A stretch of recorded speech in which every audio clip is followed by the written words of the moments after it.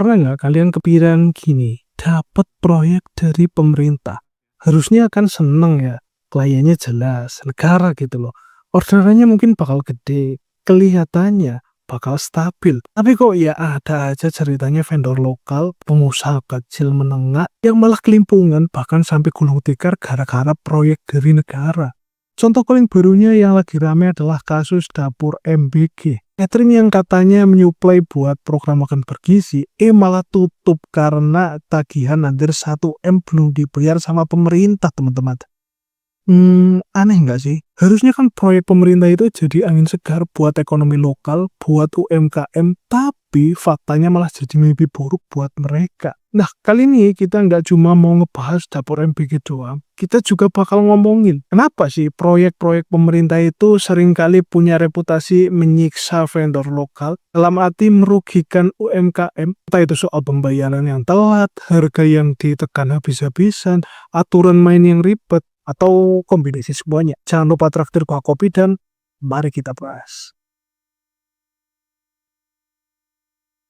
Oke, bagian pertama, kenapa vendor lokal sering berdarah-darah di proyek pemerintah? Dua penyakit kronis yang paling sering kita dengar yaitu harga yang nggak masuk akal dan pembayaran yang nggak jelas ujungnya. Mari kita jujur, pemerintah lewat mekanisme lelang atau pengadaan seringkali mencari penawaran yang terendah. Niatnya sih bagus buat efisiensi anggaran negara, tapi prakteknya harga bisa ditekan sampai ke titik yang sangat-sangat tidak realistis, teman-teman, buat vendor. Bayangin, dapur makan bergizi gratis ini harusnya nyiapin makanan 10.000 sampai 15.000 per porsi di awal wacana. Itu harus nutupin biaya bahan baku terlebih dahulu, belum lagi tenaga kerja operasional, plus keuntungan tipis-tipis buat ya nafas gitu. Kalau harga dari pemerintahnya udah mepet banget sama HPP atau harga pokok produksi, gimana vendor bisa sehat? Ini jebakan pertama, terima order karena volumenya besar,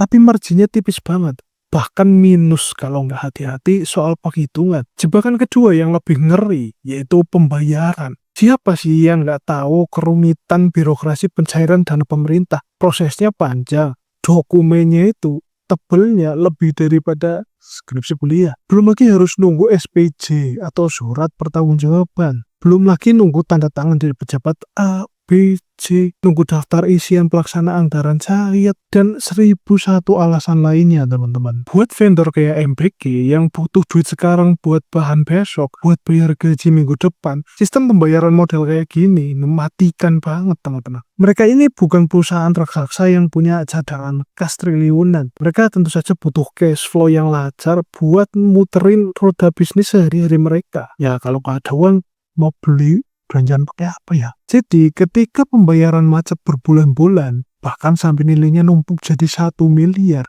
ya wassalamualaikum. Modal habis, utang ke supplier pangkat, gaji karyawan gak kebayar, mau produksi pakai apa lagi? Ya logika sederhananya ya kayak apotek gak ada obat, alias tutup. Kenapa sistem pengadaan dan pembayaran pemerintah itu kayak dirancang buat bikin vendor lokal menderita?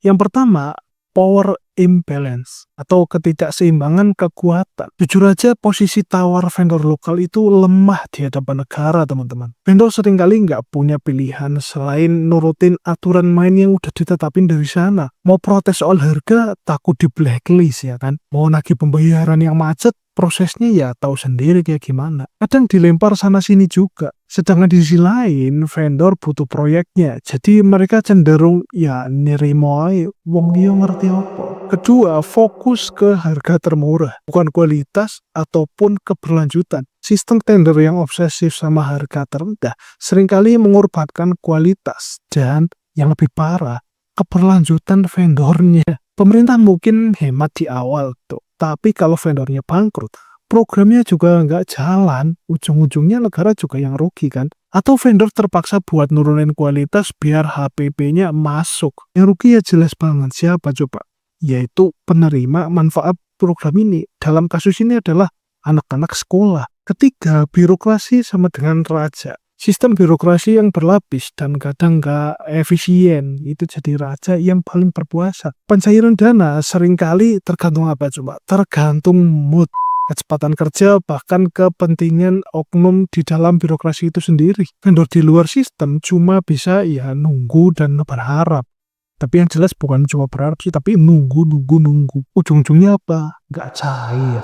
Yang keempat, kurangnya empati sistemik. Ada kesan bahwa sistem ini kurang punya empati terhadap kondisi real vendor kecil. Aturan dibuat kaku tanpa mempertimbangkan kebutuhan cash flow mereka. Seolah-olah vendor itu dianggap punya kesaktian finansial buat nalangin dulu biaya operasional berbulan-bulan bahkan tanpa dibayar. Gue yakin sih masih banyak orang-orang yang duitnya masih di negara. Yang kelima, potensi bocor halus. Kalau kata Pak Mardigu, ya kita nggak bisa naif di mana ada proyek besar dengan dana publik. Selalu ada potensi penyimpangan dan inefisiensi yang ujung-ujungnya merugikan pihak paling bawah, yaitu vendor pelaksana. Entah itu pemotongan nggak resmi, biaya silungan, atau sengaja dipersulit biar ada uang pelicin. Jadi, masalahnya tuh bukan cuma oknum klien atau vendor yang nggak becus, tapi ada cacat sistemik dalam cara pemerintah menjalankan proyek yang membuat vendor lokal, terutama yang kecil, berada dalam posisi sangat rentan. Terus gimana dong solusinya? Buat vendor lokal yang mau atau sudah main proyek pemerintah, pertama, mungkin kalkulasi biaya super detail. Hitung semua biaya, termasuk biaya risiko telat bayar. Jangan cuma HPP bahan plus tenaga kerja aja. Tambahkan buffer buat kemungkinan terburuknya. Karena kita ya nggak tahu kan ke depannya. Kalau angkanya nggak masuk dengan tawaran pemerintah, ya kita juga harus berani gitu bilang enggak gitu. Jangan bunuh diri pelan-pelan lah. Masa mau aja dikibolin? Kedua, pahami kontrak sampai titik koma. Wajib hukumnya pelajari klausul pembayaran, termin, dana keterlambatan kalau ada gitu. Kalau bisa negosiasi DP yang layak atau termin yang lebih cepat. Jangan asal tanda tangan aja. Nanti kan kalau nggak dibayar Anda sendiri yang rugi. Ketiga, bangun relasi dan jaringan. Kenali orang-orang kunci yang benar di instansi terkait. Bukan calo ya teman-teman. Kadang komunikasi yang baik itu membantu memperlancar urusan gitu. Ya nggak harus pakai uang. Tapi ada juga sih yang pakai uang. Terus kita juga bisa gabung asosiasi vendor-vendor gitu yang proyeknya dari pemerintah gitu ya. Kalau ada tapi ya. Biar apa? Biar suaranya kolektif, Bang. Biar kuat gitu kalau misalnya nagih uang ke pemerintah. Ya keempat, legal standing. Siapkan dokumen legal yang kuat. Kalau ada masalah serius, jangan ragu-ragu buat pakai jalur hukum. Ya meskipun ini opsi terakhir, yang mungkin bakal makan waktu dan biaya, dan kadang-kadang yang lapor malah yang jadi tersangka teman-teman. Terus solusinya buat pemerintah dan aparaturnya, yang pertama, revolusi sistem pembayarannya. Ini paling mendesak. Simplifikasi birokrasi pencairan. Mungkin ya pakai sistem digital yang transparan kan bisa. Tetapkan standar waktu pembayaran yang pasti dan berikan sanksi kalau telat tanpa alasan yang jelas. Kedua, harga yang wajar, bukan sekedar murah gitu. Ubah paradigma tender dan tentu saja pertimbangan juga kualitasnya, kapasitas vendor, dan harga wajar yang memungkinkan buat vendor hidup sehat dan berkelanjutan gitu. Nah, terus habis dapat proyek pemerintah, langsung bubar vendornya. Terus libatkan juga asosiasi profesi atau kadin dalam menentukan standar harga yang realistis. Ketiga, kontrak yang adil dan tentu saja manusiawi, teman-teman. Buat template kontrak standar yang melindungi hak vendor, termasuk soal pembayaran. Berikan DP yang cukup, terutama untuk vendor UMKM.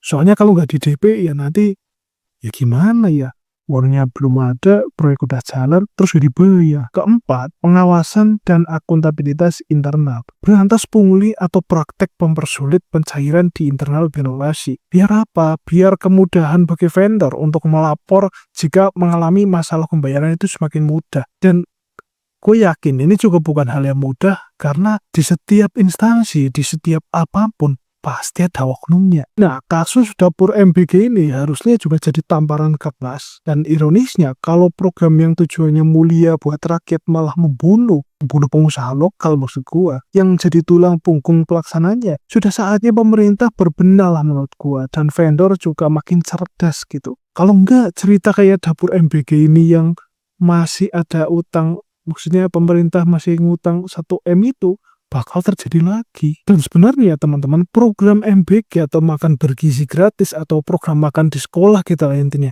Itu kan baik loh teman-teman. Dan juga udah banyak negara yang nerapin dan ngelakuin program-program kayak gini. Tapi pertanyaan besarnya adalah kenapa di Indonesia banyak diperdebatkan, dipertentangkan, diprotes, dan bahkan dibicarakan di mana-mana. Sampai dijadikan meme juga teman-teman. Dan satu lagi, sekarang tahu kan kenapa aplikasi pemerintah itu lemot, aplikasi pemerintah itu Oke, mungkin itu aja yang mau gue sampaikan di video kali ini. Jangan lupa like, komen, dan subscribe. Dan tentu saja kalau masih menunggu head komen kalian di kolom komentar di bawah. Jangan lupa traktir gua kopi, gua Ferdianto. Sampai jumpa di video berikutnya.